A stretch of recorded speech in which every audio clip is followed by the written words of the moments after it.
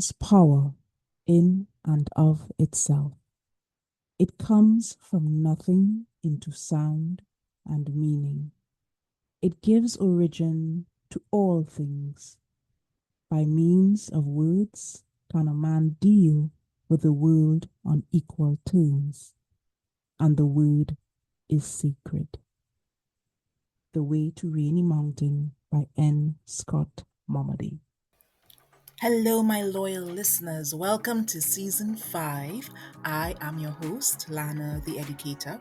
A special welcome to all our first time listeners. If you want to learn more, take a look at our Seasons 1 to 4. Today's episode continues our observance of World Read Aloud Day. You can learn more about it from Wednesday's post. This year's theme for World Read Aloud Day is Read Aloud, Ignite Minds, Change the World. So I invite you to join me and friends in reading aloud. Let me know your favorite at the end. Thank you. And here we go. Still I Rise by Maya Angelou. You may write me down in history with your bitter, twisted lies. You may trod me in the very dirt, but still, like dust, I'll rise. Does my sassiness upset you? Why you beset with gloom? 'Cause I walk like I've got oil wells pumping in my living room? Just like moons and like suns, with the certainty of tides, just like hopes springing high, still, I'll rise. Did you want to see me broken? Bowed head and lowered eyes, shoulders falling down like teardrops, weakened by my soulful cries? Does my haughtiness offend you? Don't you take it awful hard, 'cause I laugh like I've got gold mines, digging in my own backyard. You may shoot me with your words, you may cut me with your eyes, you may kill me with your hatefulness, but still, like air, I'll rise. Lessons my father never taught me. Disclaimer: this book is not to be used as a tool of manipulation, but rather to enhance the qualities of a man to better cater to our women. A real man does what is right, and what is right is often not what is easy. Speak life into your queen. Yes, words can be taken as wind. The truth, however, is that words are powerful. They have the power to build, and they have the power to break. They have the power to influence positive change. Likewise, they have the power to incite negative ones. They ultimately have the power to bring forth life, or they have the power to cause death. So watch the words you speak. Seek the desire to affirm your queen by rewarding her with words of wisdom, words of comfort, and words that empower. Speak life into your queen by being her fountain of truthful reassurance about her beauty, about her intellect, and about the fine positive details that you notice.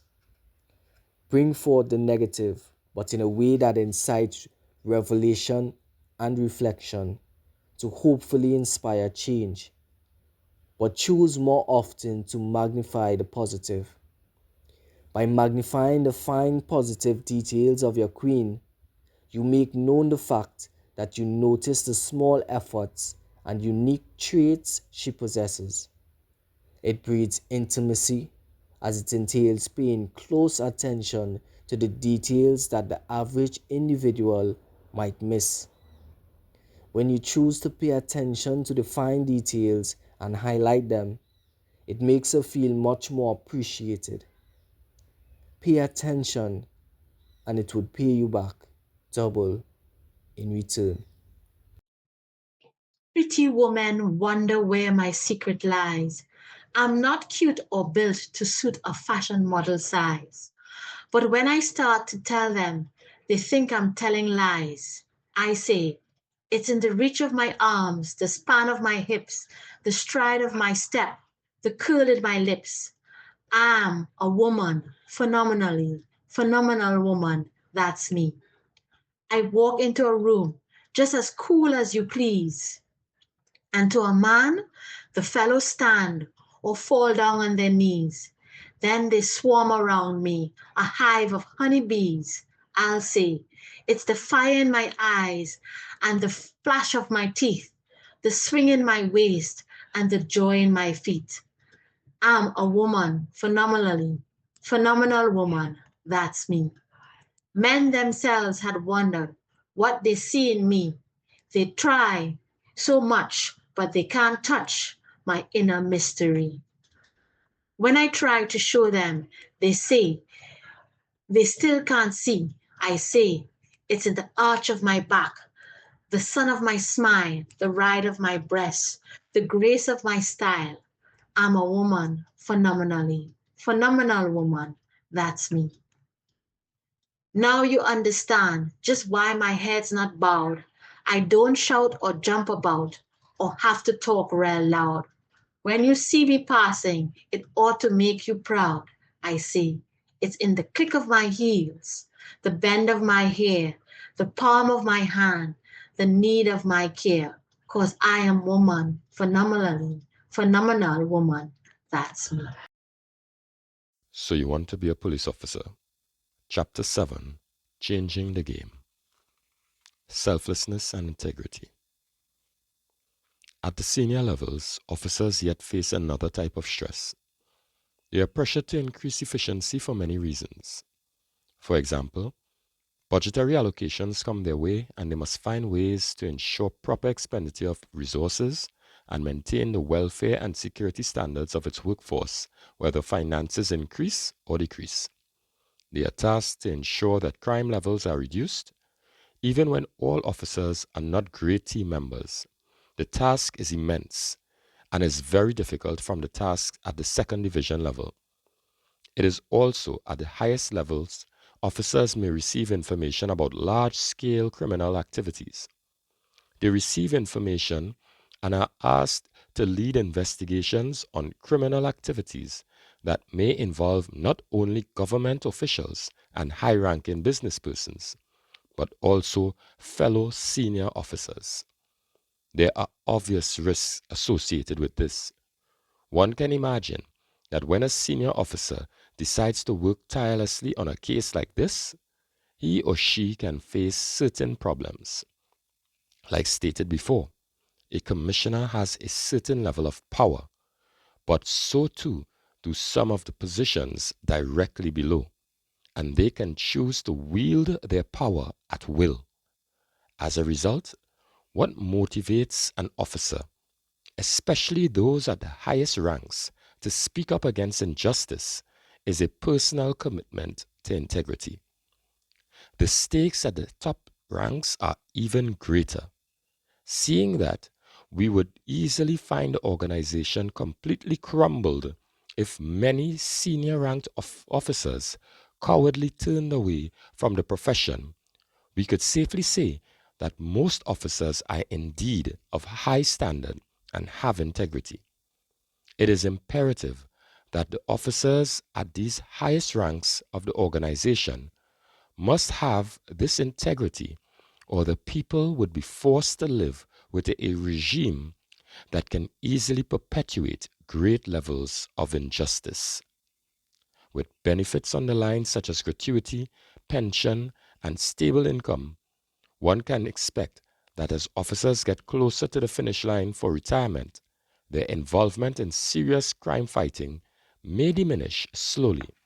The zeal to fight through hindrances and be a true fighter for the cause of other officers may become less and less as the stakes get higher.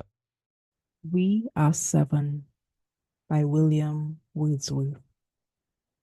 A simple child that lightly draws its breath and feels its life in every limb. What should it know of death? I met a little cottage girl. She was 8 years old. She said her hair was thick with many a curl that clustered round her head. She had a rustic woodland air, and she was wildly clad. Her eyes were fair, and very fair. Her beauty made me glad. Sisters and brothers, little maid, How many may you be? How many? 7 in all, she said, and wondering looked at me.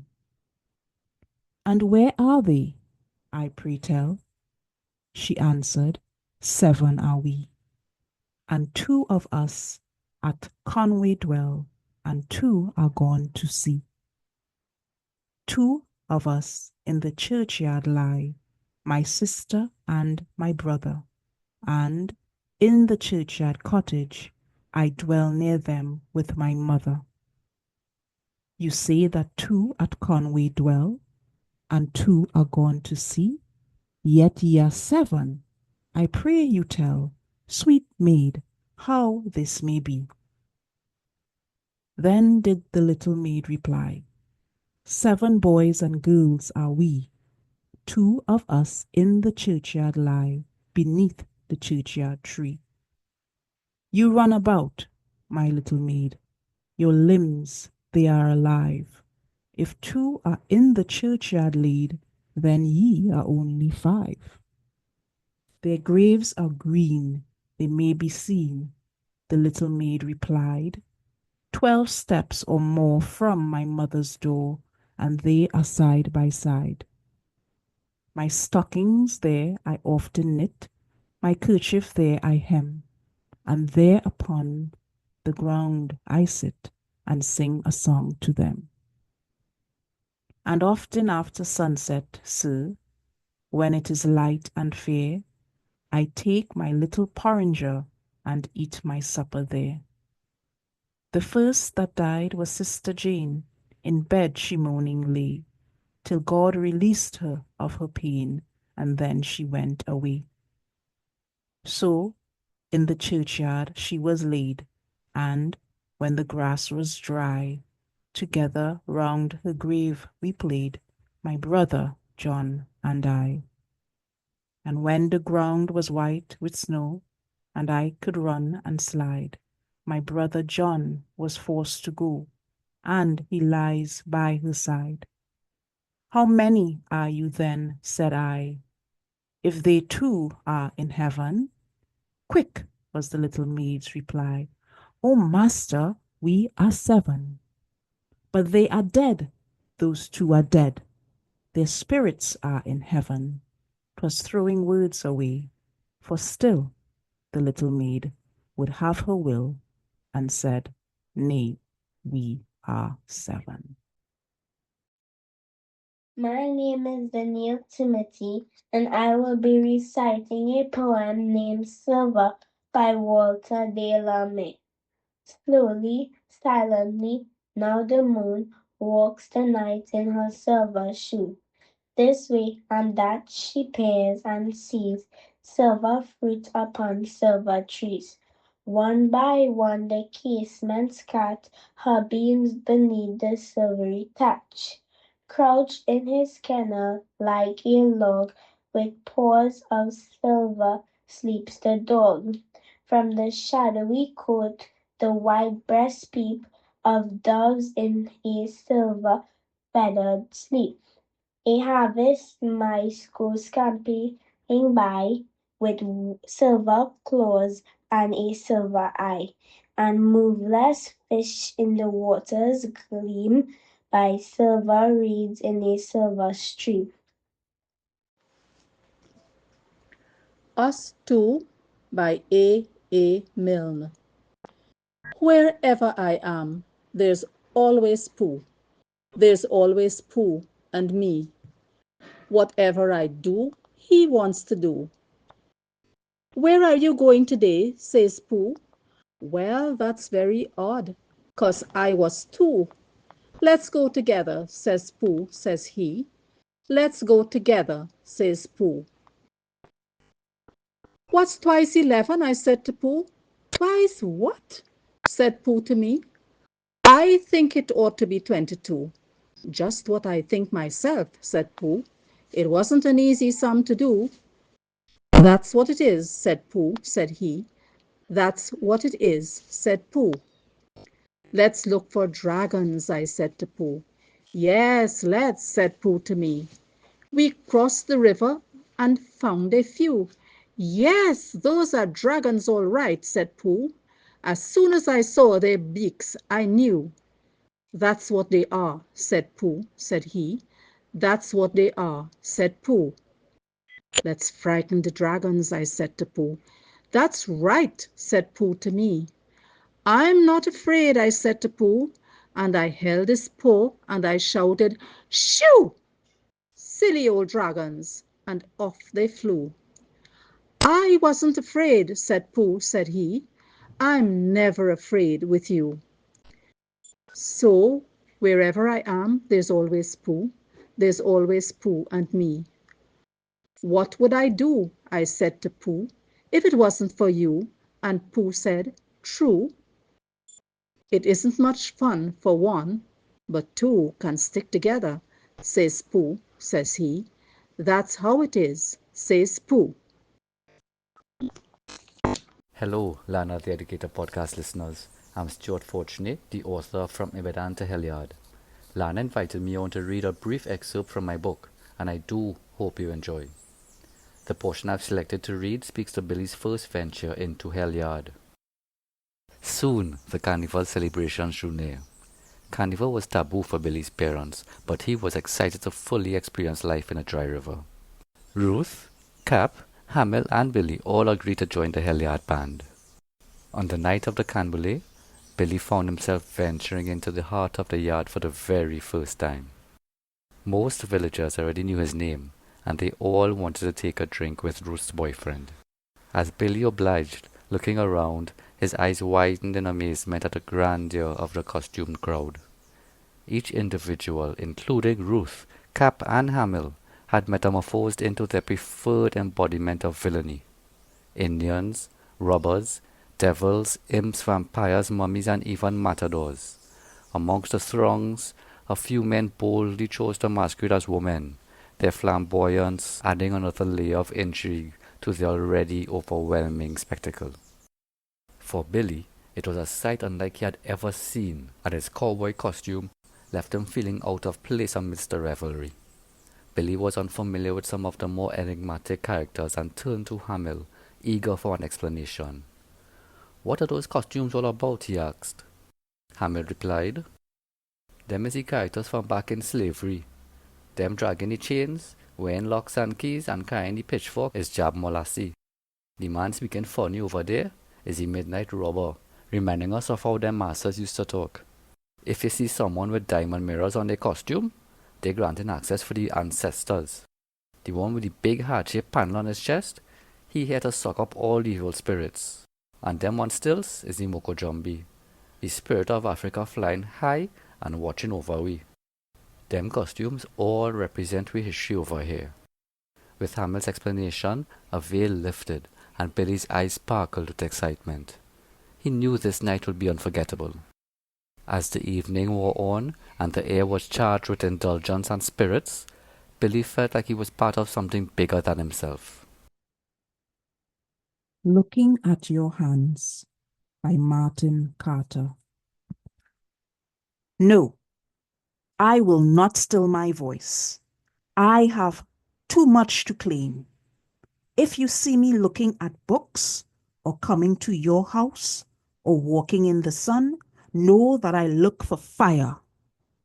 I have learned from books, their friend, of men dreaming and living and hungering in a room without a light, who could not die since death was far too poor, who did not sleep to dream, but dreamed to change the world.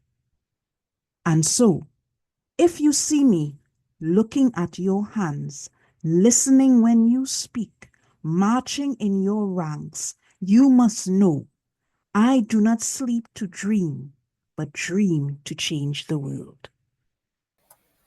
Thank you for tuning into today's episode of Words That Move Us with your host, Lana the Educator. We were recognizing this week's World Read Aloud Day with the theme Read Aloud, Ignite Minds, and Change the World.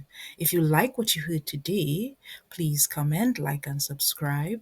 Remember, let me know your favorite reading, and you can see the link for more audio readings below in the description. Remember, you empower minds and you ignite curiosity.